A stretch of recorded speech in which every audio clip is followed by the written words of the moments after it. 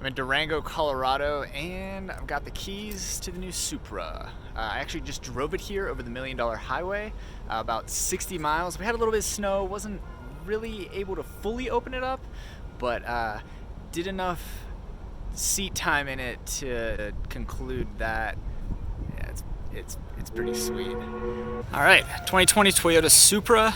I can say that it looks even better in person. I'm not sure how it looks in video, but it looks even better in person and up close than it does in photographs. Long nose on this thing. I'll give you a side profile here.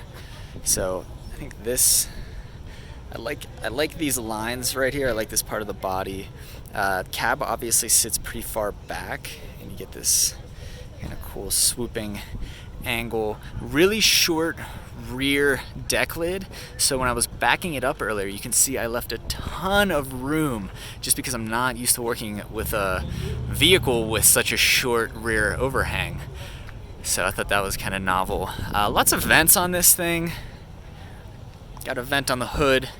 You've got this vent. Both are non-functioning. So vent on the door, hood up front, underneath the headlight again, underneath the emblem.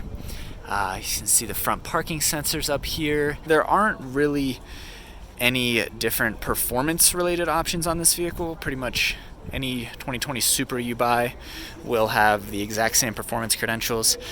Two-tone wheels on this thing, so chrome and gloss black. Looks pretty cool. So I just drove this thing about 60 miles over the $1 Million Highway here in the San Juan Mountains of southwestern Colorado. So a lot of seat time. It was actually snowing up there a little bit, so I wasn't able to fully rip it as I would have liked to, but I was still able to drive it hard enough, especially once the snow ended as we came down to lower elevation here. Definitely able to drive it hard enough to say that this thing's a lot of fun. It sounds really cool. You get some really good crackles and pops from the exhaust when you get on it. So Toyota is calling this the GR Supra.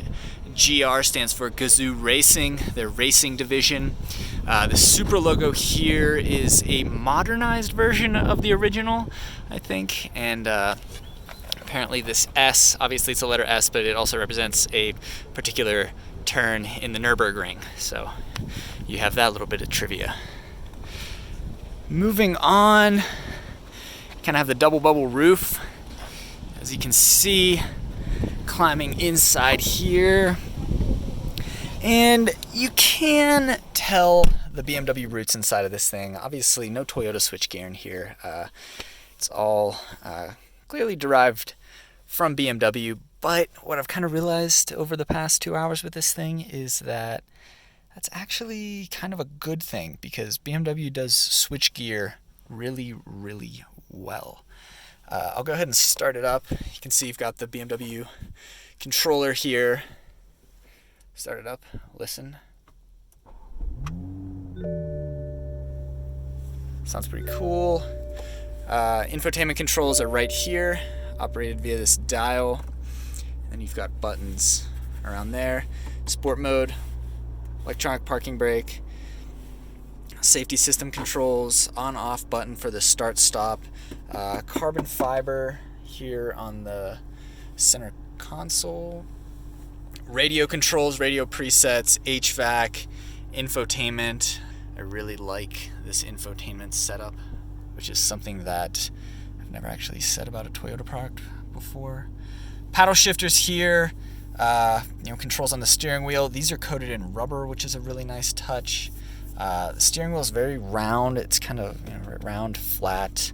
Screen in the gauge cluster here, so the curve is fixed, but this is all screen, if that isn't obvious. Fuel indicator and temperature indicator flanking it on either side. You can see rearview mirror, obviously. Your buttons up here, lights, SOS button, that's just a block off plate. Here is your sun visor, slides. Really firm, really nice. It feels premium. Oh, that's interesting. So it doesn't appear that these come off. Huh. So there you go, there's a quirk of the Supra. Sun visors stay fixed in place. Interesting. You've got heated seats. I don't see ventilated seats. Yeah, this thing's very much a sports car. I'll show you the trunk, which I think you can only open via this button right here. JBL sound system, that's a Toyota Touch. So the trunk opens there.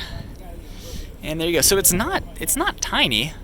You can see the speakers there. It passes all the way through to the passenger compartment, which I like. You can kind of reach back and grab something if you need to. Cargo cover here.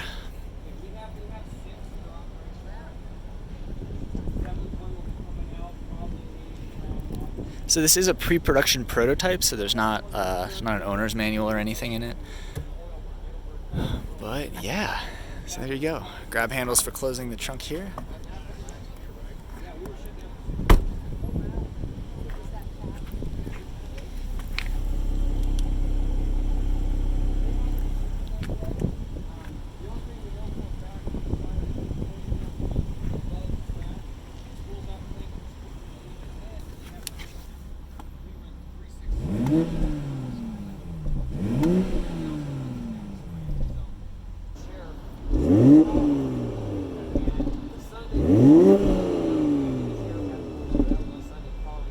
So there's a look at the new Supra. I'm told that it should be hitting dealer lots in July, I think mid-July.